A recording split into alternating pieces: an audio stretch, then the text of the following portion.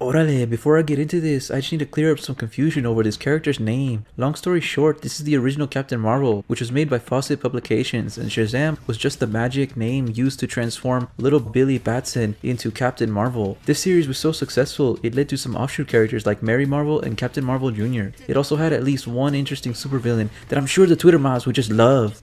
Fawcett Publications got into legal trouble with DC Comics over similarities to Superman. After Fawcett stopped making the comics that Marvel most of us are familiar with, swooped in and trademarked the name Captain Marvel. While Marvel owns the name, DC owns the actual character. Marvel's Captain Marvel has never been very popular, despite many reboots, and it's probably because Marvel's goal seems to be to retain the trademark, not actually make the character likable.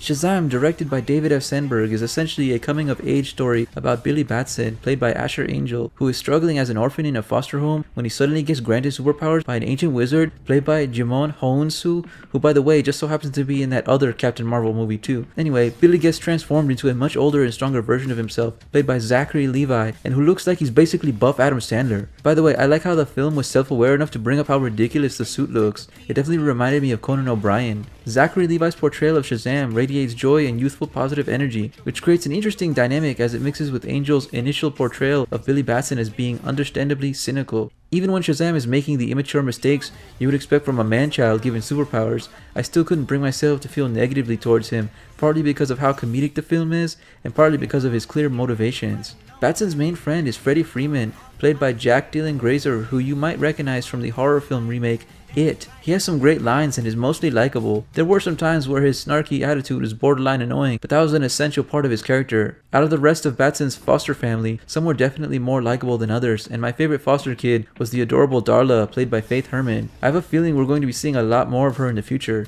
Mark Strong is great as the evil Dr. Thaddeus Savannah and has one particular scene that was pretty disturbing for a PG-13 film and served as a nice horror-themed introduction to his powers. He served as a nice contrast to the much more lighthearted Shazam, and I just wish they could have fleshed out his character a little more. When it comes to superhero films, you're asked to suspend your disbelief quite a bit, and everything making logical sense isn't the highest priority, but there were at least a couple of scenes that made me go, what?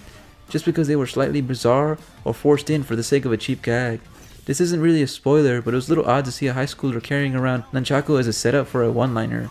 Once again, I know that this isn't anywhere near as weird as other elements of the film. My point is that certain lines and scenes seemed tacked on and unnecessary. For the most part, the comedy works, but there were definitely several cheesy moments that just fell flat. There were also at least a couple of times where the CGI work dipped in quality. Zachary Levi compared Shazam to the classic film Big starring a young Tom Hanks, which is a very bold comparison to make. While Shazam has several nods to Big and has some of the charm, unlike Big, there wasn't any particular scene that stood out as iconic enough that I thought it would be remembered for decades to come, although the training montage was quite fun. Even so, most of Shazam is great and thrives on not taking itself too seriously. Hopefully it'll get a sequel because the latter part of the film goes in an interesting direction that I would love to see more of. I give Shazam 8 dog humps out of 10.